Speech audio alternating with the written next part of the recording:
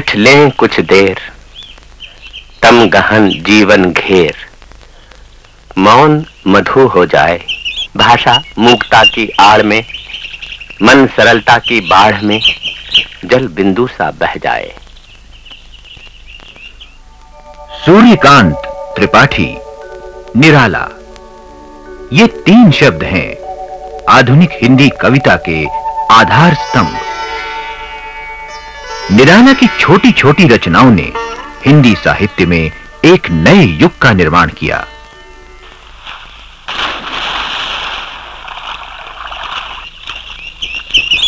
निराला जी का जन्म सन 1896 में बंगाल के महिषादल गांव में हुआ था।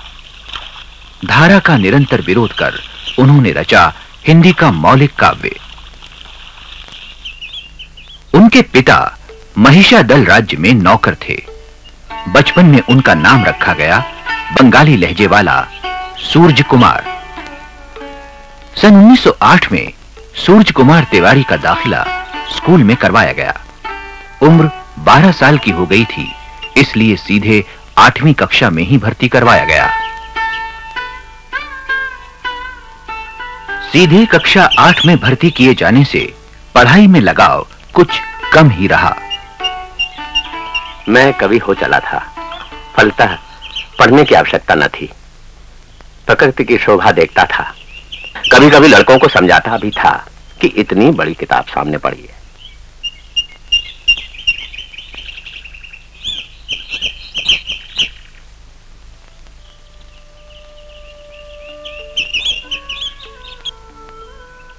फलस्वरूप शिक्षा वैसी ही रही। सूरज कुमार तिवारी मैट्रिकुलेशन पास न कर पाए। परिणामतः महिषादल राज्य के इसी महल में मामूली सी नौकरी करनी पड़ी, मजबूरी थी। सूरज कुमार का विवाह तो बचपन में ही हो चुका था, पर जब गौना हुआ तो पत्नी मनोहरा देवी संग रहने आई। उस याद का ये जिक्र उन्हीं के शब्दों में। खैर, गौना हुआ। एक रात हम दोनों कैद किए गए। जो बातें नहीं सोची थीं, श्रीमती जी के स्पर्श मात्र से ही वे मस्तिष्क में आने लगीं। श्रीमती जी मेरे अधिकार में पूरी तरह नहीं आ रही थीं, क्योंकि वो समझती थीं कि मैं और जो कुछ भी जानता हूं हिंदी का पूरा गंवार हूं। आखिर एक दिन बात लड़ गई। मैंने कहा, तुम हिंदी हिंदी करती हो, हिंदी में क्या है? उन्होंने कहा, जब तुम्हें आती ही नहीं तो कुछ नहीं है। मैंने कहा, हिंदी मुझे नहीं आती? उन्होंने कहा, यह तो तुम्हारी जबान बतलाती है, बैसवाड़ी बोल लेते हो, तुम खड़ी बोली का क्या जानते हो? तब मैंने खड़ी बोली का नाम भी नहीं सुना था। पत्नी की बात जैसे सूरज कुमार के दिल को चीर गई। आचार्य महावीर प्रसाद द्विवेदी को गुरु माना, लेकिन शिक्षा एकलव्य की तरह प्राप्त की। उनकी प्रसिद्ध पत्रिका सरस्वती के एक-एक हिंदी वाक्य को संस्कृत, अंग्रेजी और बांग्ला व्याकरण के अनुसार सिद्ध करने में सूरज कुमार रात दिन जुटे रहे। पति पत्नी के बीच विचारों का तनाव बना रहा। वैसे साथ रहना भी बहुत कम हुआ, लेकिन फिर भी इन संबंधों के बीच कविता पनपती रही। रंग गई पग पग धन्य धरा, हुई जग जगमग मनोहरा, श्रृंगार रहा जो निराकार, रस कविता में उच्छ्वसित धार। सन 1914 में रामकृष्ण और फिर 1916 में सरोज का जन्म हुआ। बच्चे पत्नी मनोहरा देवी के मायके डलमऊ में ही पले बढ़े।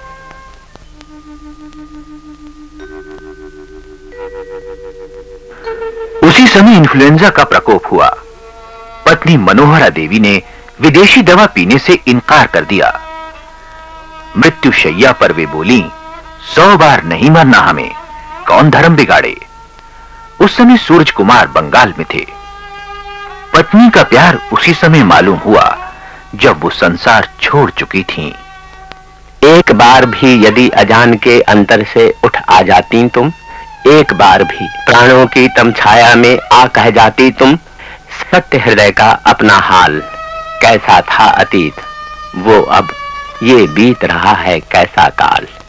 मैं न कभी कुछ कहता, मैं न कभी कुछ कहता, बस तुम्हें देखता रहता। चकित थकी चितवन मेरी रह जाती, दग्ध हृदय के अगणित व्याकुल भाव, मौन दृष्टि की ही भाषा कह जाती। पत्नी वियोग से उपजी ये पंक्तियां छायावादी कविता और उस समय के हिंदी साहित्य को एक उदात्त गरिमा प्रदान करती हैं, एक नई ऊंचाई तक ले जाती हैं। मौत का तांडव जारी रहा। पत्नी के बाद दादा, दादा के बाद भाभी और उनकी दूध पीती बच्ची, और अंत में चाचा जी भी न रहे। अब पिताजी नहीं, माताजी नहीं, पत्नी नहीं, केवल मैं हूं, केवल मैं।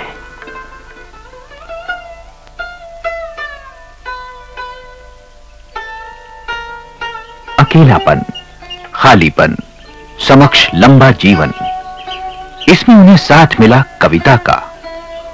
निराला जी कहते हैं, मैं कविता लिखने की कोशिश में ही बिगड़ा हूं। मैं शुरू से विरोध के सीधे रास्ते पर चलता रहा।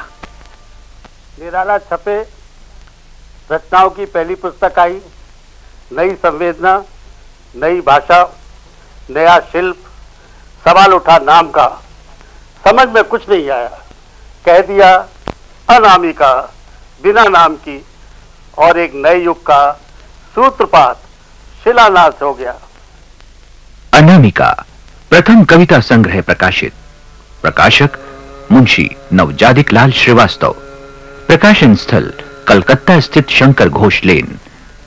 इसी मकान में मुंशी जी के साथ महादेव प्रसाद सेठ, शिव पूजन सहाय और सूर्यकांत त्रिपाठी, ये 4 हिंदी प्रेमी एकत्रित हुए। चारों ने मिलकर निकाला हास्य रस का पत्र मतवाला।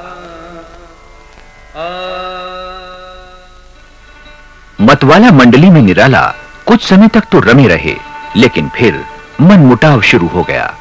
प्रकाशक महादेव बाबू की नजर बदल सी गई। मतवाला का यह प्यारा कमरा अब निराला को डसने लगा। स्थिति यहां तक बिगड़ी कि निराला शारीरिक रूप से अस्वस्थ हो गए। कलकत्ता छोड़ना पड़ा। पुश्तैनी गांव गढ़ा कोला लौटना पड़ा। न जाने कितना समय बीता। निराला रोग से अकेले ही लड़ते रहे।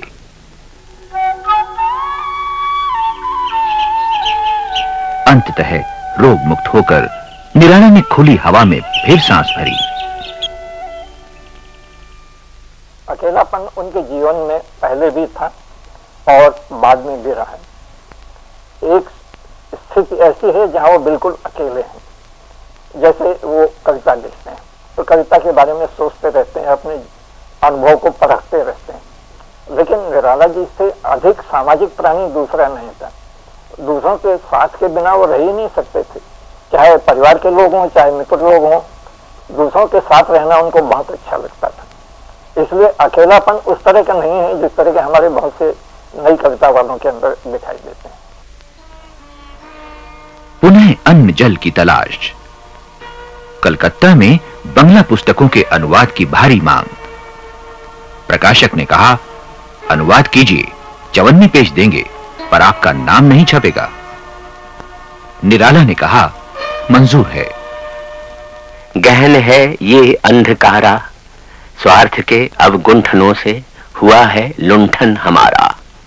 ऐसे माहौल में भी निराला की साहित्य सेवा जारी रही। अचानक सरोज के निधन का समाचार। बेटी सरोज के निधन से निराला टूट गए। एक ही बात उनके दिलो दिमाग पर छा गई, धिक, मैं तुम्हारे लिए कुछ भी न कर सका। धन्य मैं पिता निरर्थक था, कुछ भी तेरे हित कर न सका। शुचिते पहनाकर चीनाम सुख, रख सका न तुझे अतः दधिमुख। अस्तु मैं उपार्जन को अक्षम, कर सका नहीं पोषण उत्तम। किस तीव्र क्षोभ ने जन्म दिया सरोज स्मृति को, हिंदी कविता का सबसे प्रसिद्ध शोक गीत। छायावाद की छाया से निकलकर निराला की लेखनी यथार्थवाद की तप्त रेखाओं पर भावांकन करती नजर आती है। देखा मैंने वो मूर्ति धीती, मेरे वसंत की प्रथम गीति, माँ की कुल शिक्षा मैंने दी, पुष्प सेज तेरी स्वयं रची, मामा मामी का रहा प्यार, भर जलद धरा को ज्यों अपार, तू लता वहीं की जहां कली, तू खिली स्नेह से हिली पली, अंत में उसी गोद में क्षरण ली, मूंदे दृगवर महामरण। दुख ही जीवन की कथा रही, क्या कहूं आज जो नहीं कही। बेटी की मृत्यु का उन्हें बहुत दुख था और ये दुख उनके भीतर बहुत दिनों तक रहा। इसके बाद भी वो अक्सर ये सोचते थे कि मैंने पूरी शक्ति से हिंदी की सेवा की, फिर भी मेरा इतना विरोध क्यों होता है? क्या मेरे सेवा करने में कोई दोष है? आर्थिक कठिनाइयां, लोगों का विरोध, इससे कभी कभी उनके अंदर ये अवसाद पैदा होता था कि इस जिंदगी से मौत अच्छी। लेकिन ये क्षणिक भाव थे। स्थायी भाव ये था, मेरा अंतर वज्र कठोर, देना जी भरसक जगजोर। निराला इस समय लखनऊ की नारियल वाली गली में रहते थे। यही उन्होंने लिखी राम की शक्ति पूजा। विचलित होने का नहीं देखता मैं कारण, हे पुरुष सिंह तुम भी ये शक्ति करो धारण, आराधन का दृढ़ आराधन से दो उत्तर, तुम वरो विजय संयत प्राणों से प्राणों पर, शक्ति की करो मौलिक कल्पना, करो पूजन, छोड़ दो समर जब तक न सिद्धि हो रघुनंदन। दुख की काली परछाइयों से बाहर निकलकर निराला ने शक्ति की पूजा आरंभ की। आत्म शक्ति का ये आवाहन निराला को इस गहरे दुख से उबार ले गया, साथ ही हिंदी कविता को दे गया। राम की शक्ति पूजा हिंदी की सबसे ओजस्वी प्रेरणादायी कविता। वो रहा एक मन और राम का जो न थका, जो नहीं जानता दैन्य नहीं जानता विनय। राम की शक्ति पूजा सत्य के लिए है, सत्ता के लिए नहीं।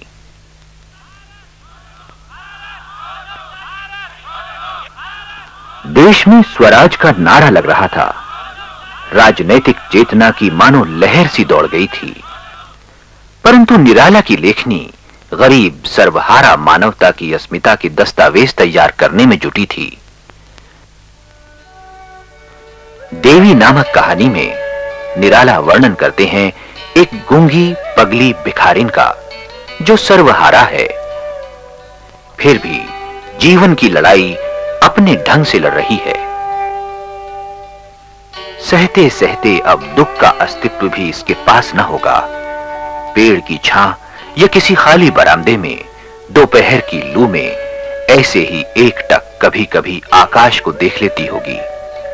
मुमकिन है इसके बच्चे की हंसी उस समय उसे ठंडक पहुंचाती हो।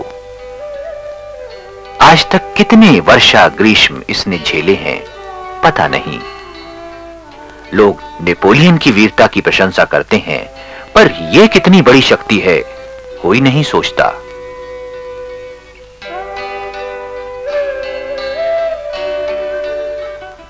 निराला जी आम आदमी के दुख और मजबूरी के जितना नजदीक थे, उतना ही विशिष्ट व्यक्तियों से वे अलग थलग ढंग से पेश आते। माननीय संपूर्णानंद राजनीतिक आवेग में आ गए। बोले, कवियों को राजनीतिज्ञों का साथ देना है। निराला से न रहा गया। उन्होंने कहा, हिंदी के कवि राजनीतिज्ञों से बहुत आगे हैं। हिंदी साहित्य सम्मेलन के सभापति भाषण में टंडन जी पूर्ण रूप से राजनीति को प्राधान्य दे चले। निराला जी को लगा मानो सरस्वती राजनीति की दासी हुई। उन्होंने ललकारा, मैं दावे के साथ कहता हूं, संयुक्त प्रांत में राजनीति ने जो काम किया है उससे कहीं अधिक काम साहित्य ने किया है। निराला की सबसे क्रांतिकारी कविताएं, राजनीतिक कविताएं 45-46 में लिखी गई थी या उससे कुछ और पहले। दूसरे महायुद्ध के दौरान और स्वाधीनता प्राप्ति के पहले तक बेला और नए पत्ते में इस तरह की कविताएं संग्रहित हैं। इसके बाद जब भारत स्वाधीन हुआ तो उन्होंने 2-3 साल तक कुछ नहीं लिखा। फिर आगे चलकर अर्चना की गीत लिखे जो सन 50 में प्रकाशित हुए। यदि बेला और नए पत्ते की रचनाओं से अर्चना की कविताओं की, गीतों की आप तुलना करें तो दोनों में अंतर स्पष्ट हो जाएगा। निराला स्वाधीन भारत से जो आशा करते थे वो आशा पूरी न हुई। माँ अपने आलोक निखारो, नरको नरक त्रास से वारो, ये उन्होंने समकालीन स्वाधीन भारत को देखकर लिखा था। रुद्र रूप से सब डरते हैं, देख देख भरते हैं आह, मृत्यु रूपिणी मुक्त कुंतला, माँ की नहीं किसी को चाह। नर जीवन के स्वार्थ सकल, बलि हो तेरे चरणों पर माँ, मेरे श्रम संचित सब फल। जीवन की सांध्य वेला का अकेलापन उन्हें महसूस होने लगा था। मैं अकेला देखता हूँ आ रही, मेरे दिवस की सांध्य वेला। पके आधे बाल मेरे, हुए निष्प्रभ गाल मेरे, चाल मेरी मंद होती आ रही, हट रहा मेला। जानता हूँ नदी झरने जो मुझे थे पार करने, कर चुका हूँ। हंस रहा ये देख कोई नहीं भेला। निराला कविता लिखते ही नहीं रहे, कविता जीते रहे। वे एक बेहतर जिंदगी के जागरूक सिपाही थे। हिंदी की आधुनिक कविता में मेरा मौलिक अवदान है, इस बात का भी पूरा एहसास उन्हें था। निराला के जीवन में जो सबसे बड़ी बात मुझे दिखाई देती है वो ये है कि प्रतिकूल परिस्थितियों में बराबर संघर्ष करके वो निरंतर आगे बढ़ते गए। ऐसी प्रतिकूल परिस्थितियों में मेरी जानकारी में किसी अन्य साहित्यकार ने साहित्य साधना नहीं की। ये बहुत बड़ी बात है। रायन की शक्तिपूजा में जो कल्पना है वो निराला के अनुभवों को काव्य का रूप देती है। इसे हम यथार्थवादी कल्पना कह सकते हैं। निराला के अंदर जो ऊर्जा दिखाई देती है उसका संबंध इस यथार्थवाद से। वो संघर्ष करते थे और संघर्ष से शक्ति ग्रहण करते थे, मृत्यु से डरते नहीं थे। ये उनकी ऊर्जा का बहुत बड़ा कारण है। ऐसा ओजस्वी कवि हिंदी में दूसरा नहीं है। इलाहाबाद में फक्कड़ निराला के रहने का समुचित प्रबंध न था।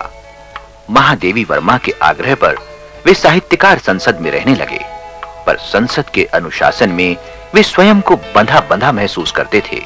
एक दिन आजाद निराला संसद छोड़कर दारागंज की इस कोठरी में चले आए। अब तो बस साथ था एकांत का। निराला का मोहल्ला दारागंज भीड़ भाड़ से भरपूर था, पर वे तो जगत को तपोवन में कर चुके थे। फैजाबाद में लेक्चर्स में नहीं गया।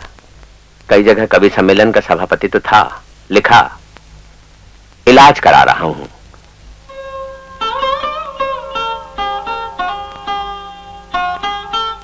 कई जगह से वैवाहिक निमंत्रण आए, लिख दिया अब विवाह में मैं नहीं जाता, मुझे भावावेश होता है।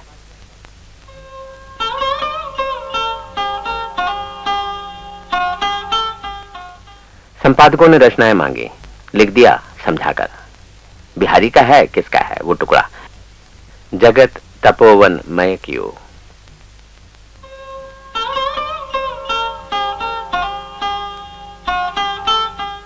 जीवन का अंतिम दशक इलाहाबाद के दारागंज में गुजारने के बाद अक्टूबर 1961 में महाप्राण निराला ने अपनी यह लीला समाप्त